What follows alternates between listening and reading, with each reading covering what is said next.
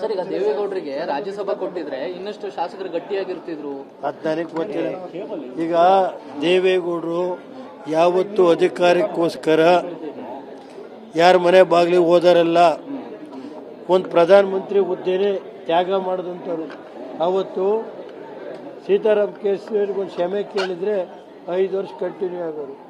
ವಾಜಪೇಯಿ ಚೀಟಿ ಬರೆದು ಕಳಿಸಿದ್ರು, ನಾವು ಓಟ್ ಹಾಕ್ತೀವಿ ಅಂಥದ್ದೇ ಬಿಟ್ಟು ಬಂದವರು ಪ್ರಧಾನಮಂತ್ರಿ ಸ್ಥಾನನೇ. ರಾಜ್ಯಸಭೆಗೆ ತಲೆ ಕೆಡಿಸ್ಕೊಳಕ್ಕೆ ಹೋಗ್ತಾರೆ ದೇವೇಗೌಡರು. ಏನಾರು ಕೇಳಕ್ಕೆ ಹೋಗಿದ್ರಾ? ಕುಮಾರಣ್ಣರು ಕೇಳಕ್ಕೆ ಹೋಗಿದ್ರಾ? ಅವರೇ ಏನು ಮಾಡಿದರು? ಫಸ್ಟು ದೇವೇಗೌಡರು ಸದಾನಂದ ಗೌಡರು ಅಂದರು. ಆಮೇಲೆ ಪಾಪ ಮೇಡಮ್ ಅವ್ರನ್ನು, ಮಂಡ್ಯ ಮೇಡಮ್ನು ಪಾಪ ಅವ ಮುಂದೆ ಹೆಸರು ಹೇಳಿದರು. ಅವ್ರಿಗೂ ಟೋಪಿ ಹಾಕಿದ್ರು.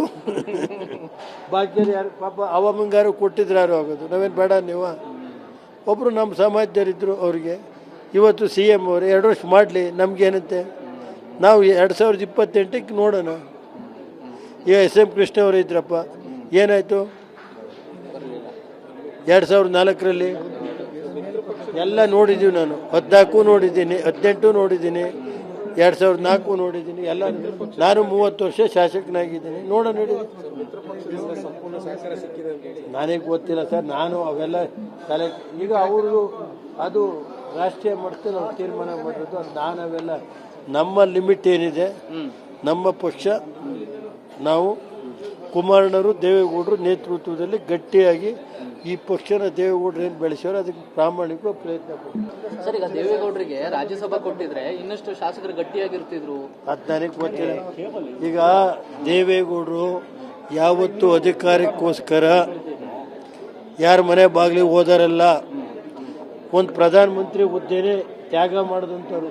ಅವತ್ತು ಸೀತಾರಾಮ್ ಕೇಸರಿಯವ್ರಿಗೆ ಒಂದು ಕ್ಷಮೆ ಕೇಳಿದರೆ 5 ವರ್ಷ ಕಂಟಿನ್ಯೂ ಆಗೋರು. ವಾಜಪೇಯಿ ಚೀಟಿ ಬರೆದು ಕಳಿಸಿದ್ರು, ನಾವು ಓಟ್ ಹಾಕ್ತೀವಿ ಅಂಥದ್ದೇ ಬಿಟ್ಟು ಬಂದವರು ಪ್ರಧಾನಮಂತ್ರಿ ಸ್ಥಾನನೇ.